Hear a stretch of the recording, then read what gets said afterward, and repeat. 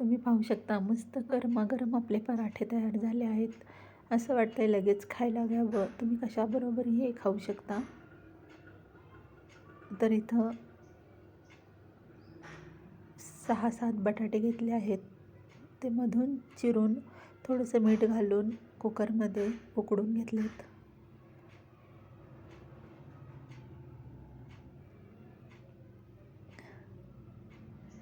चांगले मऊ होईपर्यंत आपल्याला शिजवून घ्यायचे आहेत बटाटे.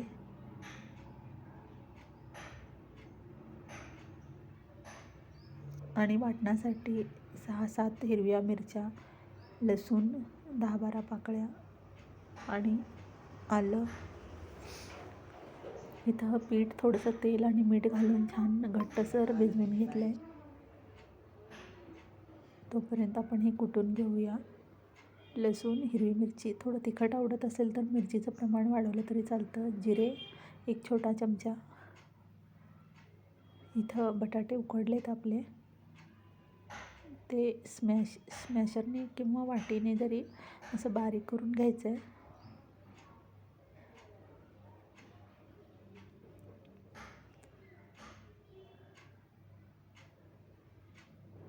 इथं आपले बटाटे छान बारीक झालेत. त्यात थोडीशी हळद,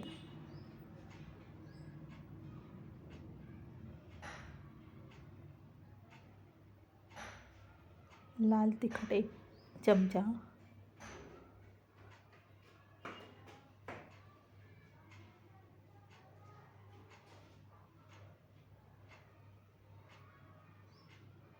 थोडीशी धणेपूड,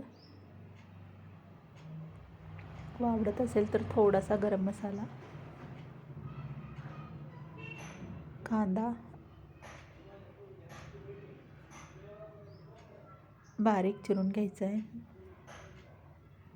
किंवा आवडत नसलं तरी स्किप केलं तरी चालेल. वाटलेला ठेचा,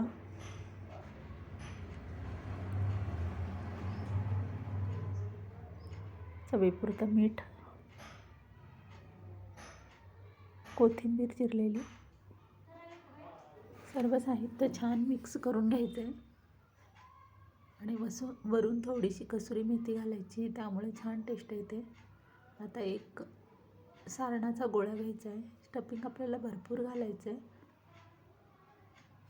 आणि एक मळलेल्या पिठाचा गोळा घ्यायचा आहे आणि आपण पुरण कसं भरतो तसं भरून मस्त पराठे हव्या त्या आकारात लाटून घ्यायचे आहेत.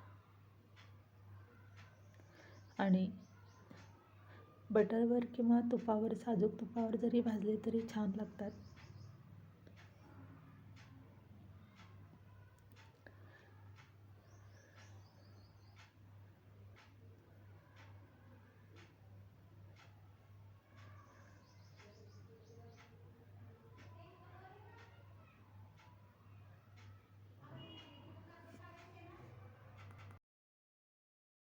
तुम्ही पाहू शकता मस्त मी सारण भरून घेतलं आहे आणि ह्याचे आता गुबगुबीत छान हव्या त्या आकारात मी पराठे लाटून घेणार आहे. आणि तुम्ही कशाबरोबरही एन्जॉय करू शकता.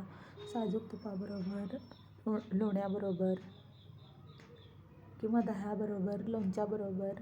तर मस्त खा आणि स्वस्त राहा. व्हिडिओ आवडला असेल तर नक्कीच लाईक, शेअर आणि सबस्क्राईब करा. धन्यवाद.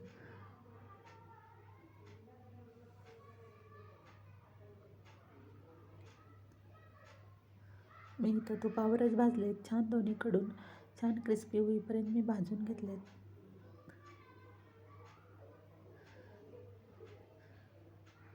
पाहू शकता मी तुपावर भाजते. तुम्ही कशावरही, तुपावर, तेलावर, बटरवर कशावरही भाजू शकता. या पद्धतीने नक्की करून बघा आणि व्हिडिओ आवडला असेल तर लाईक, शेअर आणि सबस्क्राईब करा. धन्यवाद.